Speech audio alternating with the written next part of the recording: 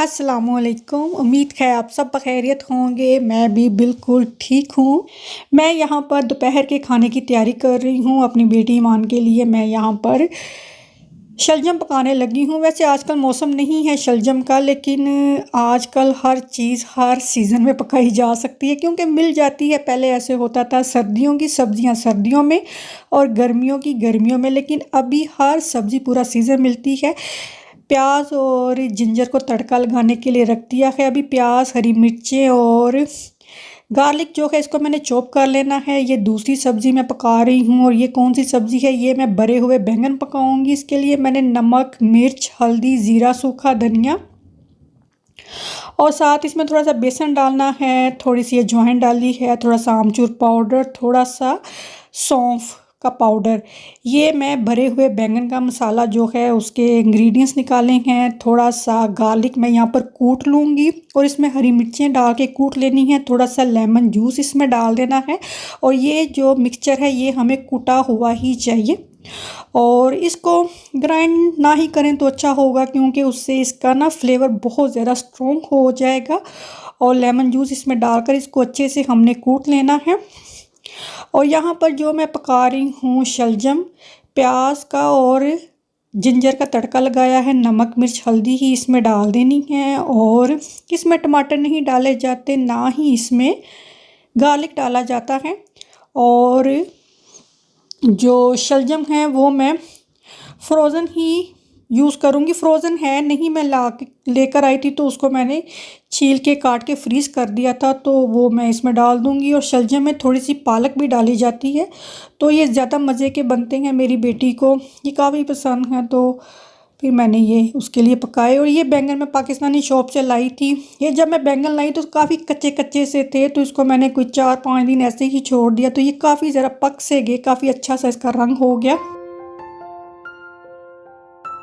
Garlic और हरी मिर्चें lemon डाल के जो मैंने कूटी थी उसमें जो मसाला मैंने निकाल के रखा था वो मिक्स किया है। थोड़ा सा इसमें कुकिंग ऑयल डाल देना है। ये जो मसाला मिक्सचर तैयार किया है मैंने, ये अब मैं बैंगन में इसकी फिलिंग कर दूंगी। फिलिंग क्या करनी है, बस ये जो बैंगन में कट लगाए हैं उसमें ये मसाला हमने भर देना है।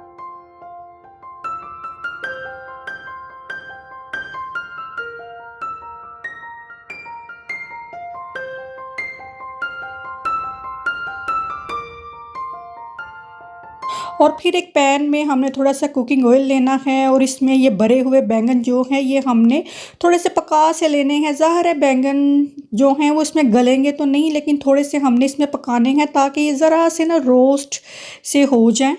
बस थोड़ा सा ही इसको मैंने पकाना है, अभी इतनी जल्दी गलेंगे थोड़ी ना ये।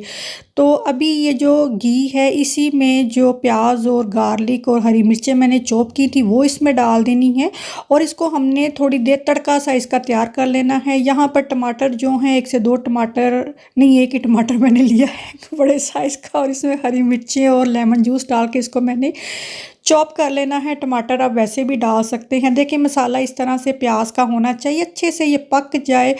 और साथ साथ मैं जो सिनमन का कावा है वो भी पी रही हूँ और ये थोड़ा सा लेमन जूस स्क्वीज़ करके पिए तो मुझे ज़्यादा सही लगता है। वैसे बिल्कुल फीका सा इसका फ्लेवर है। और जो टमाटर मैंने चॉप किया था वो इस मसाले में डाल दिया, जो मसाला नहीं है जो प्याज का तड़का है उसमें। और जो मसाला मैंने तैयार किया हुआ था हावन दस्ते में आपने देखा वो इसमें डाल दिया है। और थोड़ी सी नमक, मिर्च, अजवाइन इसमें डाली है। थोड़ा सा अनारदाना पाउडर डाला है। अनारदाना पाउडर जो वो है ना बैंगन भरे हैं उसमें भी डाल सकते हैं। और यही सारे इंग्रेडिएंट्स डालने हैं। अब जो बैंगन मैंने भर के रखे हुए थे, फ्राई थोड़े से किए थे, वो इसमें डाल के अब इसको ढक के हल्के चूल्हे पर रखकर इसको हमने पकाना है। ज़ाहिर है वक्फे वक्फे से इसको हमने साइड इसकी चेंज करते रहना है।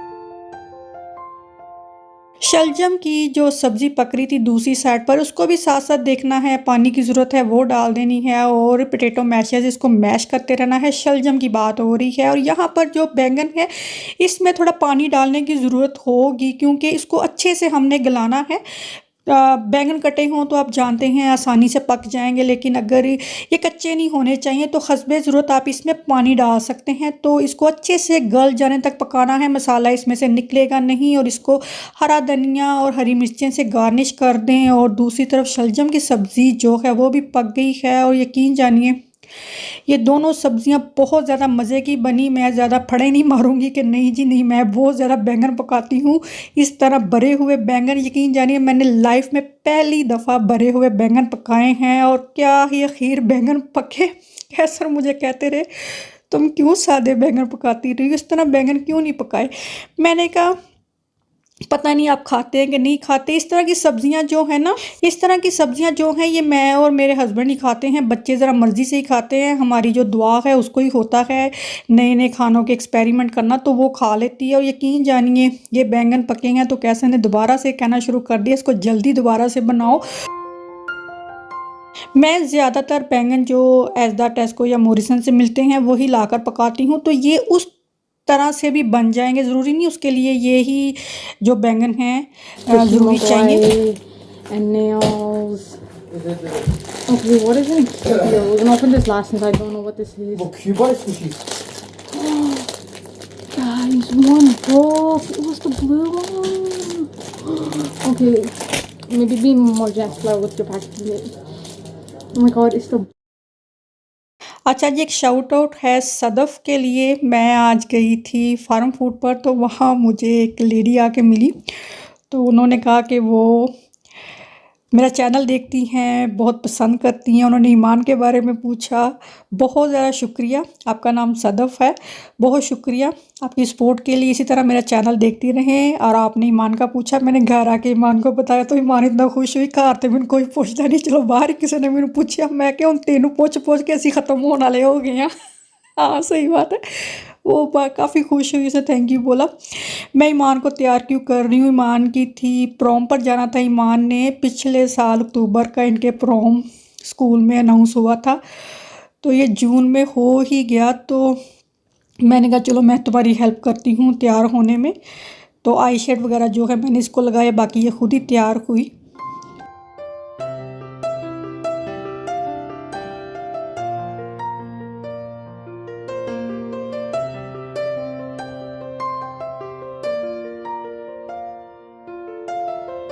जब से इसकी प्रॉम जो है वो अनाउंस हुई इसने वक़्त डाला हुआ था। मेरी सारी फ्रेंडों ने ड्रेस मंगवा ली है, मेरे सब ने ड्रेस मंगवा ली है, मेरा ड्रेस रह गया। मैं क्या सब्र करती हूँ, ड्रेस मिल जाएगा तो ड्रेस पा के ही जाएंगी।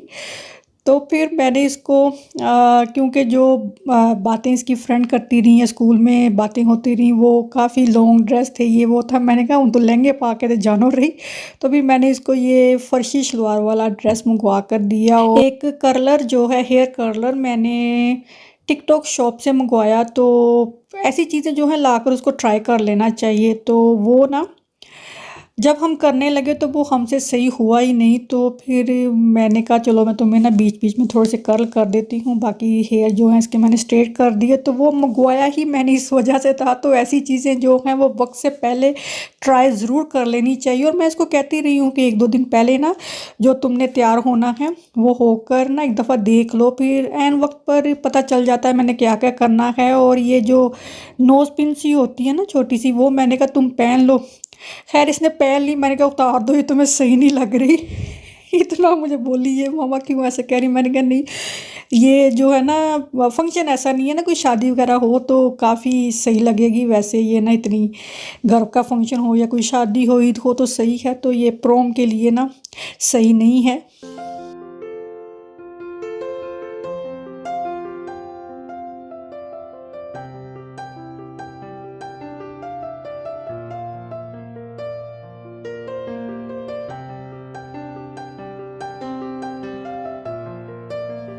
अब ये वाले इयररिंग जो हैं ये किसी शादी के फंक्शन के लिए सही हैं, और दूसरे इयररिंग जो हैं वो ऐसे फंक्शन के लिए सही हैं। मैंने और दुआ ने इसको पूरा तैयार किया, इसको पूरी हेल्प की थी। सानू वक्त पिया होया सी कि तैयार हो जाए। और इसी दिन जिस दिन इसका ये प्रोम था उस दिन मेरी इतनी तबीयत मेरी ख़राब थी, लेकिन मैंने कहा अब इसने इतने महीनों से तैयारी की हुई है तो अब इसको तैयार करके ना भेज देना चाहिए। हमारे भी स्कूल में जब हमारा भी स्कूल का आखिरी साल हुआ तब भी पार्टी होती थी। जब एफ़ए का फिर बीए का जब आखिरी साल था तो स्कूल में हमारी पार्टी होती थी। हम उसको पार्टी कह देते हैं, यहाँ पर जो है उसको प्रॉम कहते हैं।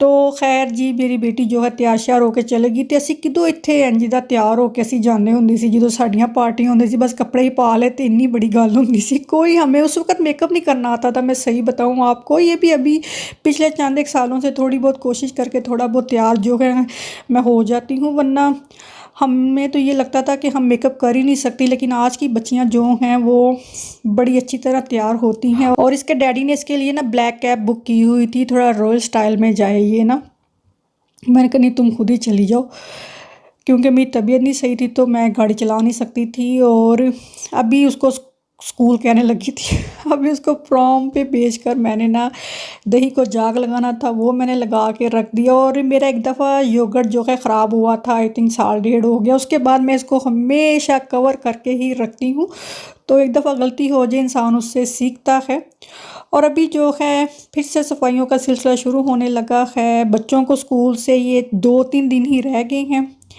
दुआ जो है वो पीछा नहीं छोड़ रही क्योंकि उसकी स्कूल का ये आखिरी साल है उसका भी ग्रेजुएशन हो गई है हम गए थे उसकी ग्रेजुएशन पर और वो तो इतनी इमोशनल हुई है ना कि बस मैं नीचे प्राइमरी स्कूल छड़ना मैनू इत्थे ही रहन दो और बच्चों की स्कूल से गर्मियों की छुट्टियां जो हैं वो बस इस हफ्ते यहाँ स्कॉटलैंड में तो शुरू हो जानी हैं अभी बहुत सी सिस्टर जो हैं इंग्लैंड साइड से देखती हैं तो वो हैरान होती हैं थोड़ी छुट्टियां हो गई तो साड़ियाँ नहीं हुई हैं जी हाँ यहाँ स्कॉटलैंड में और इंग्लैंड साइड में जो समर वेकेशन या स्कूल की वेकेशन या एजुकेशन टोटली डिफरेंट है तो वहाँ पर आई थिंक जुलाई के महीने में छुट्टियाँ होती हैं जो सितंबर तक जाती हैं तो यहाँ मिड या लास्ट वीक ऑफ जून शुरू होती हैं जो कि 14-15 अगस्त को इनके स्कूल खुल जाते हैं तो आपके 15 दिन बाद होती हैं तो 15 दिन बाद स्कूल खुलेंगे यहाँ पर 15 दिन पहले हो जाती हैं तो 15 दिन पहले ही स्कूल खुल जाते हैं तो छुट्टियाँ जो हैं वो हो गई हैं शुरू होने वाली हैं अभी ईमान ने अपने हॉलीडे बुक किए हैं उसने नेक्स्ट वीक जाना है तो फिर बाद में हम जाएंगे